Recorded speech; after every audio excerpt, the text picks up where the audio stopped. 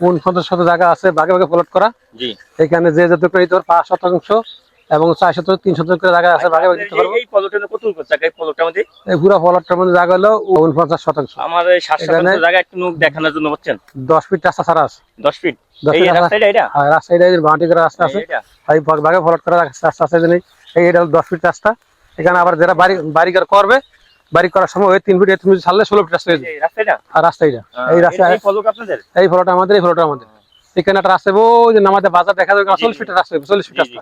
এটা সরকারি, আর এখানে সরকারি রাস্তা। এই জন্য একটা বাড়ি দেখেন, এগুলো এটা কি রুট হবে? আর এখানে ওই 40 ফিট রাস্তা রোড হবে। 40 ফিট। আর এই যে বাড়ি ঘর দেখেন, এগুলো সব ভাড়া চলে, এগুলো ভাড়া। এই প্লটের কত কাগজ সব ঠিক আছে? কাগজ সব পারফেক্ট কাগজ। কাগজ দেখুন, কাগজ না আপনি জায়গা নেবেন, কাগজ খুব ভালো কাগজ। 3 ফর্সা। 3 ফর্সা? হ্যাঁ, 3 ফর্সা জায়গা খুব ভালো। এটা মানিকনগর মৌজা। আমি তো সেই জন্য আছি, বুঝছেন না? বাড়িঘর তো কাছে আছে না, ভালোই তো।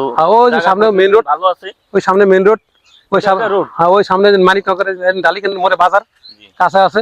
এখান থেকে হেমাদপুরের রাস্তা আছে, হেমাদপুরের রাস্তা আর মানে কি আর কাপতুলির রাস্তা আছে, হেমাদপুর রাস্তা আছে। এই রাস্তা কি ওই 40 ফিটের লোক? এটা ওই 40 ফিট রাস্তা বলছে, মার আছে 40 ফিট লাগবে। ঢাকার মধ্যে জায়গা নিতে চাচ্ছেন?